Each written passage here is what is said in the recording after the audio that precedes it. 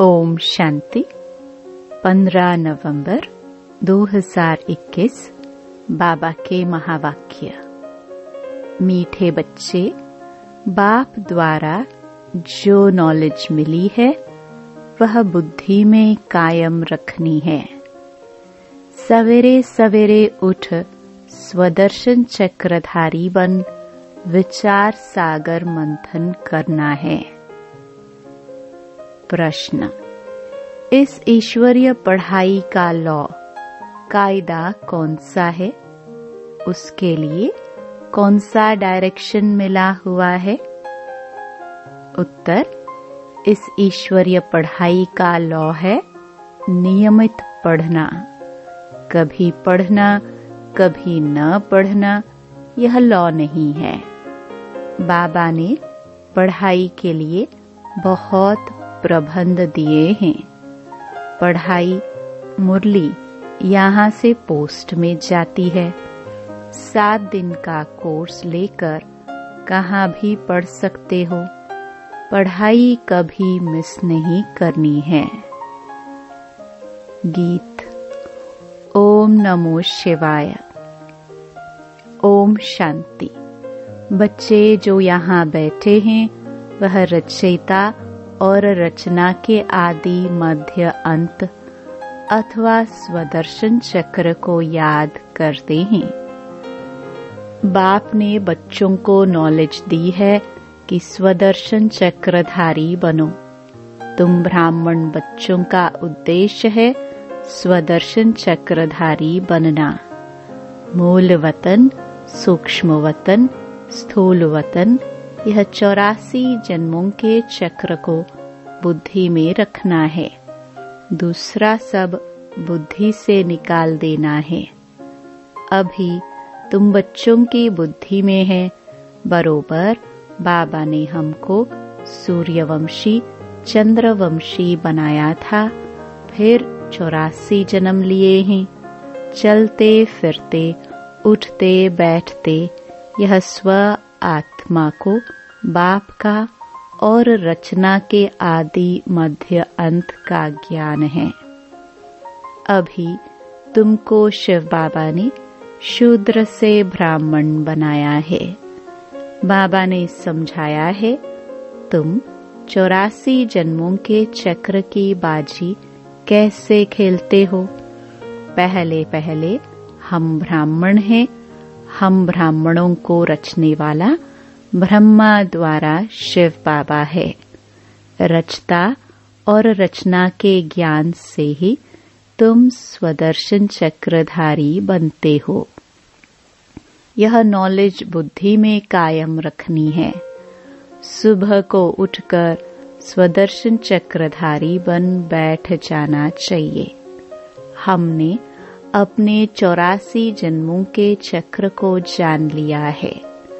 हम सब आत्माओं का रचयिता बाप एक है। कहते भी है हम सब भाई भाई हैं। हमारा बाप वह निराकार परमपिता परमात्मा है। परम धाम में रहने वाला है। हम भी वहाँ रहते थे। वह हमारा बाबा है। बाबा अक्षर बहुत लवली है। शिव बाबा के मंदिर में जाकर कितनी पूजा करते हैं, बहुत याद करते हैं। बाप कहते हैं मैं तुमको मनुष्य से देवता, तुच्छ बुद्धि से स्वच्छ बुद्धि बनाता हूँ।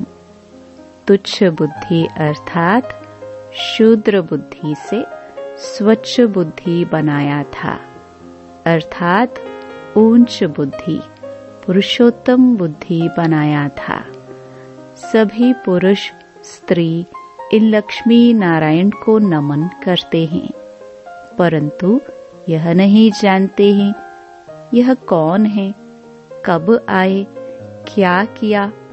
बाप ने समझाया है यह भारत अविनाशी खंड है, क्योंकि अविनाशी बाप परमपिता परमात्मा की भी जन्मभूमि है। पतित पावन सर्व के सद्गति दाता का जन्म स्थान है, तो यह हुआ बड़े से बड़ा तीर्थ स्थान।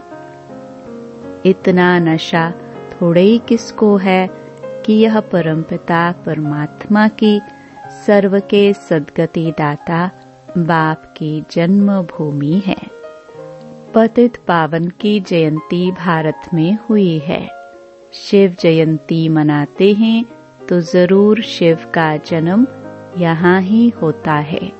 यह भारत बड़ा तीर्थ स्थान है, परंतु ड्रामानुसार किसको पता नहीं कि यह हमारे गॉड फादर अथवा माता पिता पतित पावन सर्व के सद्गति दाता का जन्म स्थान है। इसलिए भारत भूमि को वंदे मातरम कहते हैं, अर्थात इस भूमि पर यह बच्चियां जो श्रीमत से भारत को स्वर्ग बनाती हैं, उनको यह नशा रहना चाहिए कि श्रीमत पर हम कल्प कल्प भारत को पैराडाइज बनाते हैं।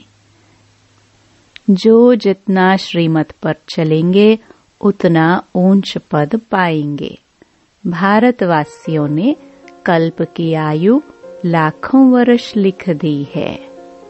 तुम जानते हो, बाबा जिसका यह भारत जन्म स्थान है, उसने जो धर्म स्थापन किया उसकी है गीता। गीता किसने गाई, यह भारतवासी भूल गए हैं। कितना फर्क हो गया है। कहाँ निराकार शिव, कहाँ श्री कृष्ण। तुम जानते हो, कृष्ण की आत्मा जो गोरी थी, वह अब बहुत जन्मों के अंत के जन्म में तमो प्रधान बन गई है। फिर इनमें प्रवेश कर इनको सो श्री कृष्ण गोरा बना रहा हूँ। इसलिए कृष्ण को सांवरा और गोरा, श्याम और सुंदर कहते हैं। यह सतयुग का पहला नंबर सुंदर प्रिंस था। इनकी महिमा है मर्यादा पुरुषोत्तम, अहिंसा परमो धर्म। भारतवासी यह नहीं जानते कि राधे कृष्ण और लक्ष्मी नारायण का आपस में क्या संबंध है। बाप कहते हैं, अब तक तुम जो कुछ पढ़ते आए हो उनमें कोई सार नहीं है। अब तुम सम्मुख बैठे हो, जानते हो बाबा 5000 वर्ष के बाद हमको फिर से राजयोग की शिक्षा दे रहे हैं। सारी दुनिया कहती है कृष्ण ने गीता सुनाई। बाप कहते हैं कृष्ण में सृष्टि के आदि मध्य अंत का ज्ञान ही नहीं है। कृष्ण की आत्मा ने आगे जन्म में यह ज्ञान प्राप्त किया है। अब कर रहे हैं, जिसका नाम मैंने ब्रह्मा रखा है। उनके बहुत जन्मों के अंत के जन्म में मैं प्रवेश करता हूँ। तुम मर्जीवा बने हो ना। तुम्हारे अव्यक्त नाम भी रखे थे, अब नहीं रखते क्योंकि बहुतों ने फारकती दे दी। बाप का बनकर नाम रखाकर भाग जाए, यह तो शोभता नहीं है।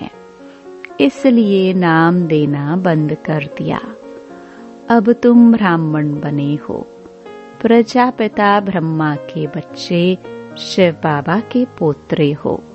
बाप कहते हैं, वर्षा तुमको मुझसे लेना है तो मुझे याद करो। इनका यह बहुत जन्मों के अंत का जन्म है। सूक्ष्म वतन में जो ब्रह्मा दिखाते हैं वह तो पावन है। सूक्ष्म वतन में प्रजापिता तो हो नहीं सकता। बाप समझाते हैं, यह व्यक्त है, झाड़ के पिछाड़ी में खड़ा है।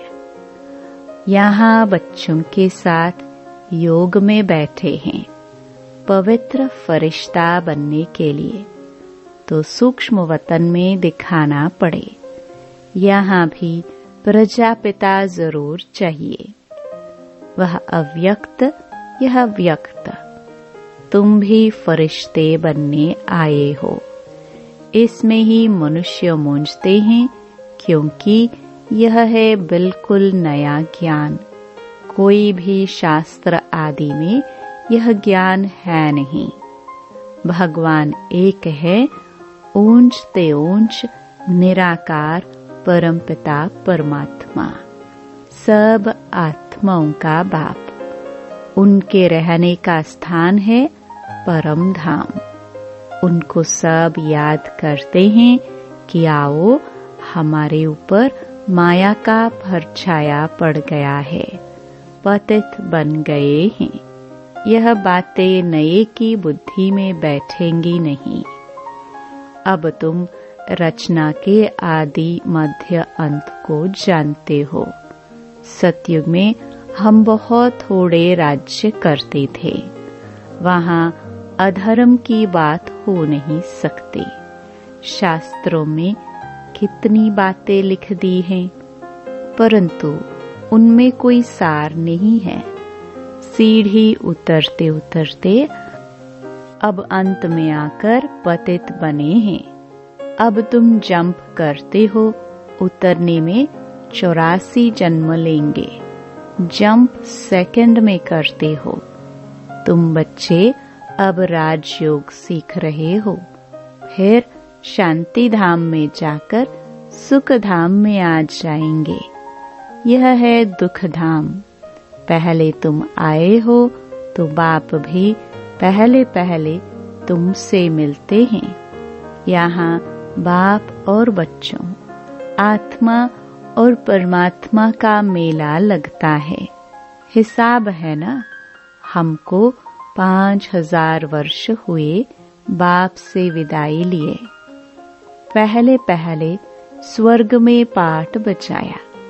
वहां से पाठ बजाते बजाते तुम नीचे उतरते आए हो। अभी तुम बाप के पास आ गए हो। बाकी थोड़े बहुत जो होंगे वह भी आ जाएंगे। फिर तुम्हारी पढ़ाई खत्म हो जाएगी। सबको यहाँ आना है। वहाँ जब खाली हो जाएगी, फिर बाबा सबको ले जाएगा। यह समझने की बातें हैं। पढ़ना है। स्कूल में कभी जाना कभी न जाना यह लॉ नहीं है। बाबा ने पढ़ाई के लिए बहुत प्रबंध भी दिए हैं।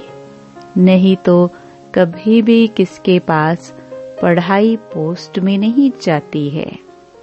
यह बेहद बाप की पढ़ाई पोस्ट में जाती है। कितनी कागज छपते हैं, कहाँ कहाँ जाते हैं। 7 दिन का कोर्स लेकर फिर कहाँ भी पढ़ते रहो। इस समय सभी आधा कल्प के रोगी हैं, इसलिए 7 रोज भट्ठी में रखना पड़ता है।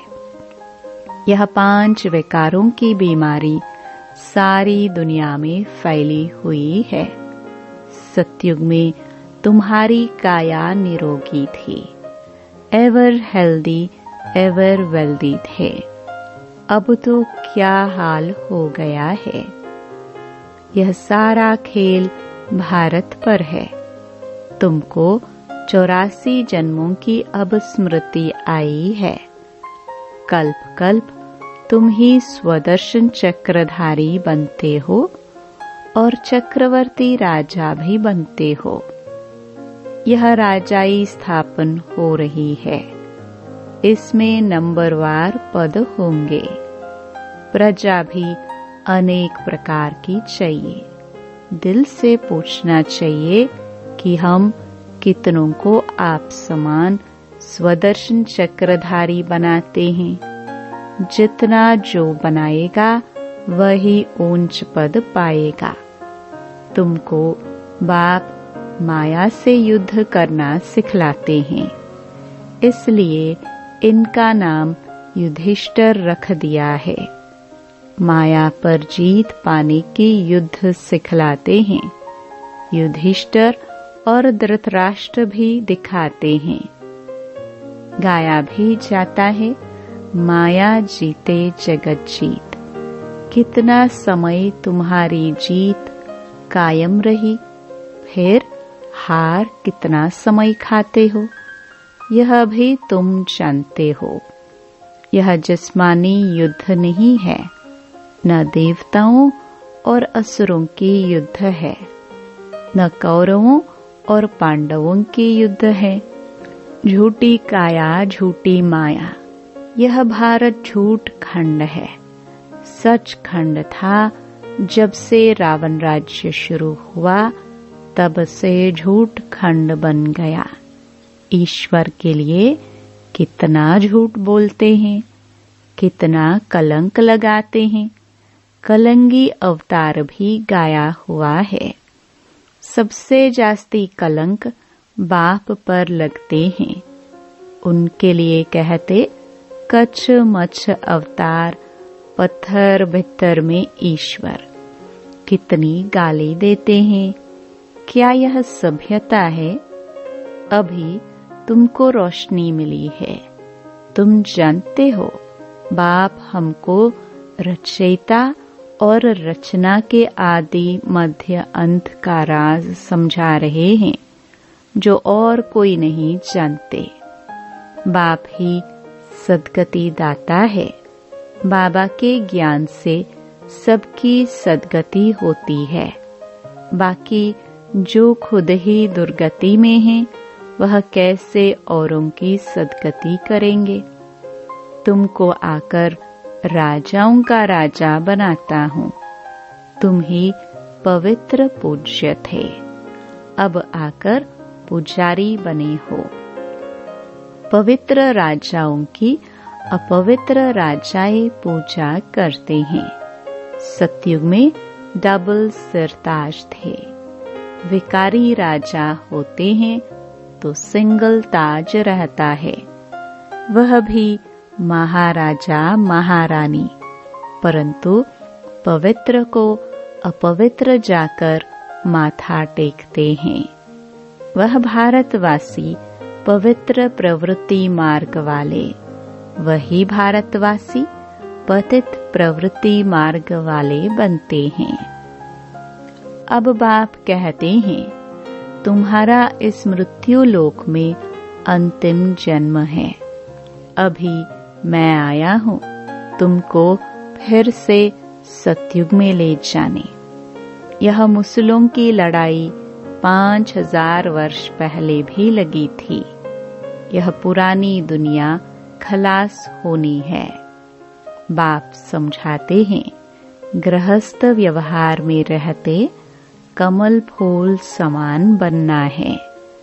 कमल फूल समान तुम ब्राह्मण बने हो, परंतु यह निशानी विष्णु को दे दी है, क्योंकि तुम सदैव एक रस नहीं रहते हो। आज कमल फूल समान बनते 2 वर्ष के बाद पतित बन पड़ते हैं। तुम्हारा यह सर्वोत्तम कुल है।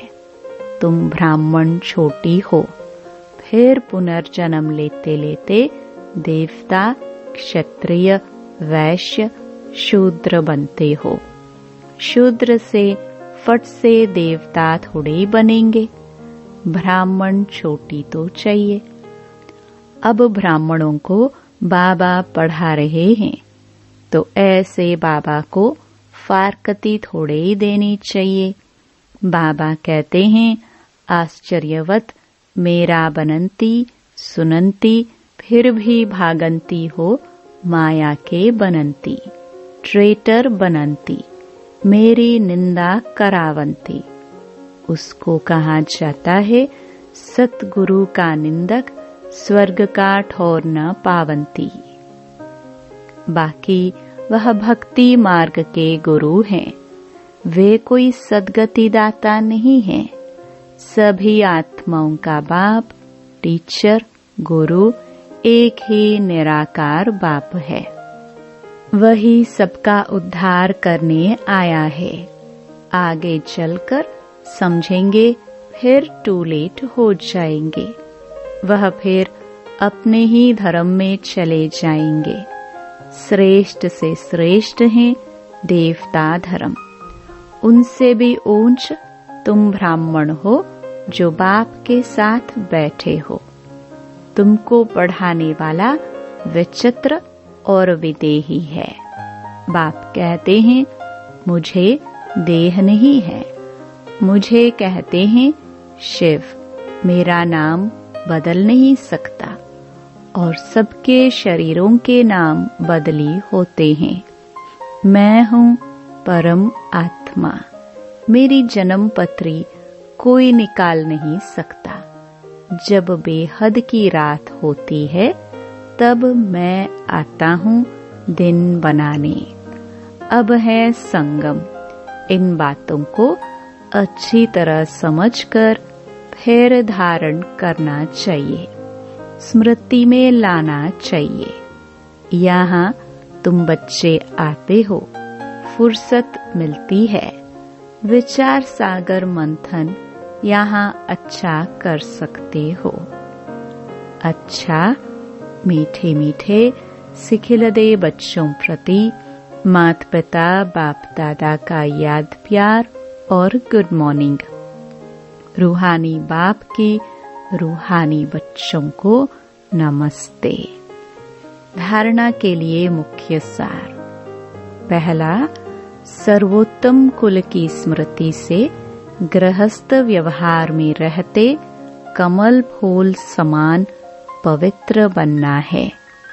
कभी भी सतगुरु की निंदा नहीं करानी है। दूसरा, श्रीमत पर भारत को स्वर्ग बनाने की सेवा करनी है। स्वदर्शन चक्रधारी बनना और बनाना है।